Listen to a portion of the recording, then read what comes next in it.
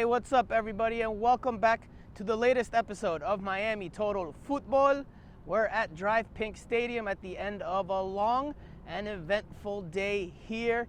Inter Miami played its season opener of the 2021 campaign at this venue against the LA Galaxy, and well, unfortunately for Inter Miami, it started off on the wrong foot.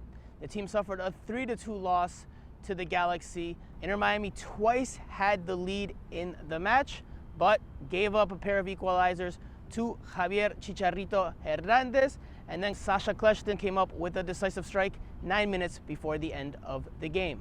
Now, while letting a lead slip away, especially in the final minutes, hurt Inter Miami and made this one pretty disappointing and frustrating, a big thing that they talked about after the match, that the team talked about after the match, was the lack of fitness and concentration that the team had. Now, obviously, their issues in preseason are well documented. They had COVID in camp, they had a small outbreak, and that affected and impacted their ability to train and play friendlies against other teams. So that hindered their ability to get to as close to top level fitness as possible, and that played a part in this game, according to Phil Neville. I think there was a 10-minute period in the second half where we dipped in terms of our energy. And what we said at half-time is that we'd probably planned and expected that with the lack of game time that we'd had. But in those moments, what we said to them is keep possession of the ball, just play 1-2 touch, maybe string 10, 15, 20 passes together until you get that little bit of energy back into your legs and into your body. And we ended up playing long, hopeless balls or aimless balls upfield, which meant that we give possession away, and that was probably the disappointment in both or two of the goals especially. Now, a lack of fitness wasn't the only issue that Inter Miami had in this one. Like I mentioned before, the team also pointed to a lack of concentration at the back, and that did prove costly on the two late goals from the LA Galaxy, the second Chicharito Hernandez equalizer and the game winner from Sasha Kleshton. The defense just didn't seem as sharp or as ready to deal with the balls that came in. John McCarthy spills a cross that came in. He probably couldn't see it until late, but can't make that mistake and leave the ball there for Chicharito to pounce on at the back post. Essentially, he could have just blown it in with a hot breath, and the ball would have gone in. So a mistake there. You could also point to the defense just not clearing that low cross on the ball that ends up at Sasha Kleshton's foot and that he puts away. And again, that lack of concentration, be it because of lack of fitness or because of something else, that's something Inter Miami knows they need to work on. Que tenemos que tener más concentración cada vez que pasamos en ventaja. No nos puede pasar de que nos hagan goles rápidamente después de nuestros goles. Now, while the day ended on a negative note for Inter Miami, there were several good things. For example, the team showed a lot more clear ideas in terms of what they wanted to do. Now, obviously, they did not win the possession battle. They actually lost it by a pretty wide margin in this one, which is something that they're going to want to correct, especially since they want to be a possession-based team. But they still showed some good things in the attack. I thought Rodolfo Pizarro, Gonzalo Higuain, and Robbie Robinson in particular were pretty good and dangerous over the course of the 90 minutes. Now, obviously, Robinson gets a goal in the first half, his first MLS goal, and he showed some good things there on that left wing. I thought he had a more impressive performance this time than he did a week ago in the last intra-squad scrimmage that the team had.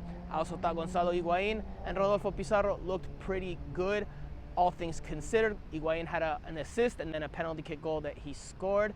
Notable that he took it and that he calmly and coolly curled it into the right post in the second half, because if you remember back to last year, his first penalty kick in his debut, his MLS debut, he went for power and he shot it well wide and high of the goal. So good things in the attack. Obviously, the defense needs some work. I thought Leandro Gonzalez-Pires did not have a good game. I thought he's normally very steady and a rock at the back, but struggled in this one. He got a yellow card within the first few seconds of the game before the first minute even hit. And obviously then he also lost Chicharito Hernandez on Chicharito's first goal for the Galaxy in this one. Now, another big takeaway for me in this one was the atmosphere and the crowd.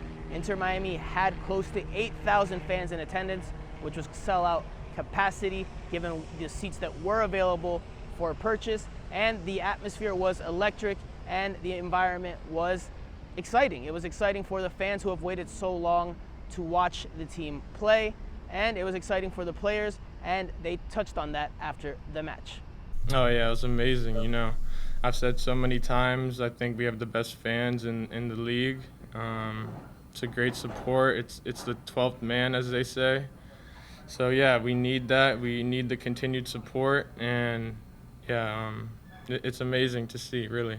The supporters were absolutely amazing. I've got to say, when we've been without supporters for so long, I think you forget how important that these people are, not just to your football club but to the whole of football. And I think having our supporters in here today, it was an incredible atmosphere. And speaking of that fan base, I got to hang out with a few of the supporters before kickoff during the pregame tailgate outside of the stadium, and as you can imagine, there was plenty of singing and chanting and a whole lot of fun being had by Inter Miami supporters, a lot of whom had not seen the team play live and in person just yet. First game, we've been waiting for a year. Obviously, we're season ticket holders. As soon as they announced the new team, we were super excited, man. We're super hyped. We're Miami boys, you know what I mean? We love soccer, so we're just excited to be here, you know what I mean? Finally see our team.